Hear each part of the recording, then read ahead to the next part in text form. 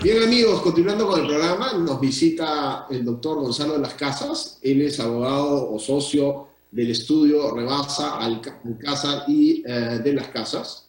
Pero además es director de importantes empresas en el Perú y lo hemos invitado al mundo empresarial en esta edición para conocer un poco más de cerca la realidad empresarial, no solamente de la gran empresa, sino también de la pequeña y mediana empresa, donde hay muchísima interacción. Gonzalo, ¿cómo estás? Bienvenido al mundo empresarial. Hola Mario, muchas gracias por tu invitación. No, encantado de tenerte acá y que puedas compartir con nosotros y con el público un poco tu visión general de esta crisis sin precedente, por cierto, en nuestra historia común, digamos, en términos etarios, y mucho más allá también. Y quisiera que nos cuentes de primera mano cómo ves el feeling, cómo ves a las organizaciones, a las empresas frente a esta situación. Bueno, la otra vez precisamente en un directorio, de esto hace exactamente 2 días, tuvimos una reflexión los directores sobre la crisis en los últimos 30 años y cuál era la diferencia de esta, los perfiles de crisis y las consecuencias para las empresas en las crisis desde el año 90, que fue el ajuste post Alan García, el primer gobierno, y después la última fuerte que pasamos, que fue toda la crisis financiera internacional y los efectos que generó en Perú.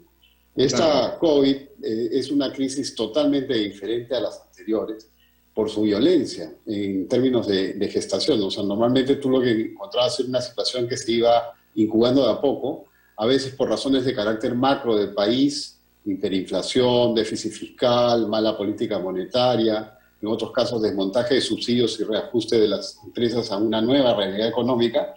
Esta es una crisis que viene como una emergencia sanitaria, no tiene un origen económico, es un origen de carácter sanitario y lo que hace es genera una paralización en todos los proyectos de las compañías. Para darte un ejemplo, Mario, en otro directorio estábamos trabajando toda la definición del nuevo plan estratégico para los próximos 5 años y una creación y una visión de negocio multilatino. Es decir, claro, todos pensábamos que el país iba a crecer y nos agarra esta situación en una visión estratégica de crecimiento que ha sido cambiada por un plan de emergencia con una incertidumbre tal que te impide a ti proyectar cuál va a ser el escenario de los próximos 12 meses, ¿no?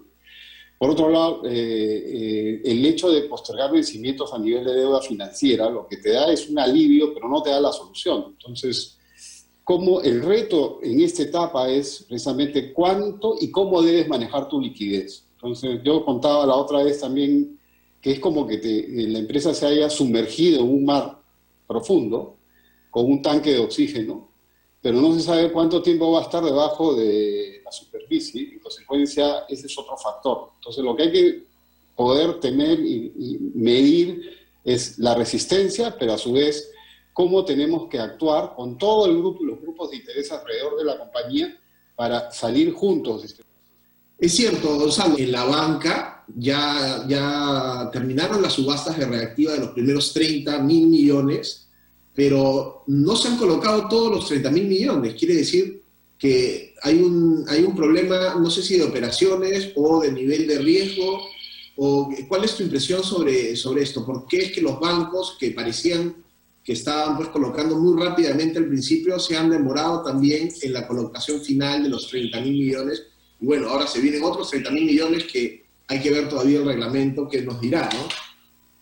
Bueno, a ver, si nosotros vemos reactiva, el esquema tal como está estructurado supone que el aval del Estado a la empresa tiene unos escalonamientos. Entonces llega hasta el 80% por créditos que van de 5 millones a 10 y por debajo llega hasta el 90%. Entonces, lo que han hecho los bancos fundamentalmente es orientar el trabajo de administración de todo este negocio, colocar reactiva, siempre va a ser un negocio, aunque no tiene margen, para empresas que están por encima o sea, en la escala de 5 a 10 millones de soles. Ahí existe que la garantía del Estado llega al 80% y el otro 20% es riesgo propio del banco. Entonces el banco ha tenido un análisis de riesgo y selección de clientes, es lo que yo llamaría una selección adversa, es decir, clientes que califican como clientes normales, ok, va para adelante, clientes que yo siento que se puede caer, prefiero no darle, o pedirle garantías, etcétera, etcétera. Entonces eso hace muy lento el proceso. Y en retrospectiva, perdón que te interrumpa, entonces no fue una tan buena decisión por parte del Ejecutivo dar no el 100% de la garantía, sino solo el 80 o 90 según el caso. Yo creo que al Ejecutivo, digamos, dar 80 o dar 100 prácticamente es lo mismo. Pero, en el fondo no creo que hubiera habido mucha diferencia. Y hubiera preferido que sea una cobertura al 100%, porque facilitaría la salida de los recursos de Reactiva a las empresas y aliviaría mucho la liquidez de muchas compañías y el pago de sus proveedores, antes que generar esta especie de compartir riesgo 80-10, ¿no? En el ámbito de la mediana y grande. En el ámbito de la chica, pues básicamente lo que encontramos es que no ha habido mucha empresa que tú puedas generarle de suscripción de riesgo como para prestar ese dinero. Entonces, habían otros programas como apoyo a la pequeña empresa, etcétera, etcétera, pero que son de muy costosa administración y son más lentos que Reactiva. Totalmente. Entonces, siempre, es que cuando tú diseñas este tipo de instrumentos, siempre te vas a encontrar con una realidad distinta a la que tú te imaginabas.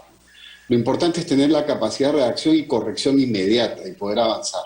Claro, leí un artículo del doctor José Ricardo Stock donde efectivamente decía cash is king, pero execution is magic, ¿no? Y nosotros creo que estamos quedándonos mucho en el lado de la ejecución, la capacidad de ejecución. No sé cuántas semanas tiene Reactiva de anunciado y recién se están abonando los importes a las organizaciones. Ya la gente rompió la cadena de pago, ya la gente tuvo que despedir a sus trabajadores, y ahora se vienen otros 30.000 millones, claro, en un esquema en donde inicialmente nos íbamos a quedar en casa 15 días. Ya vamos terminando no sé, estamos en el día 60 y pico y seguimos en casa. Entonces hay una necesidad de que el Ejecutivo tenga la capacidad de resolver rápidamente los grandes problemas que se quedan atracados en una burocracia que lamentablemente nos persigue, pero a la vez nos mordemos la cola y no salimos de un círculo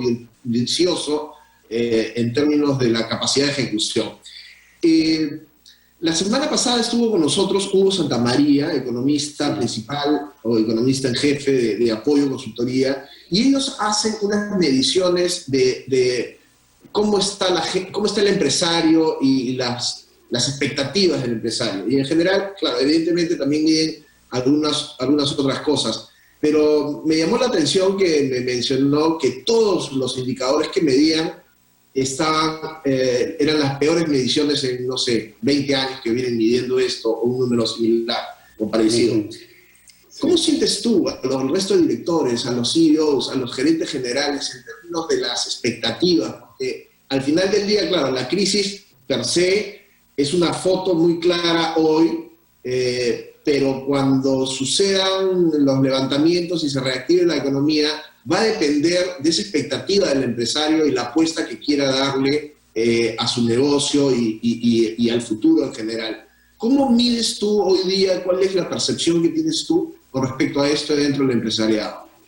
Es bien difícil. O sea, lo primero que tenemos que entender es que el Perú no pasa por una crisis tan severa como esta desde hace 20 años. O sea, hablamos mucho de la crisis del 2008 y del meltdown de los Estados Unidos, pero esa realmente no golpeó porque en el fondo nuestro sistema financiero estaba muy sólido y no tuvo el efecto que probablemente sí lo tuvo en México, en otros como en España. Entonces, yo creo que la del 2008, más bien muchos españoles, recuerdas, vinieron a trabajar al Perú porque no encontraban trabajo en España. Incluso ese fue un año de despegue de la industria de la construcción. O sea, me acuerdo que muchas empresas constructoras importaban ingenieros de España porque ya no había ingenieros en Perú para contratar.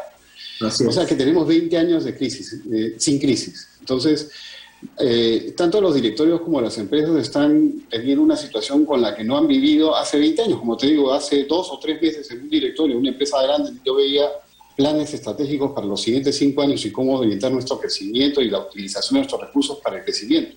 Hoy día vemos cómo orientar los pocos recursos que tenemos en una caída de ventas que puede llegar hasta el 50, 60, 70%. Yo creo que, como te digo, yo vengo viendo crisis en el Perú hace 30 años, Mario. Yo participo en directorios precisamente porque tengo una visión un poco ácida de las cosas, pero con mucho optimismo de que las empresas salen.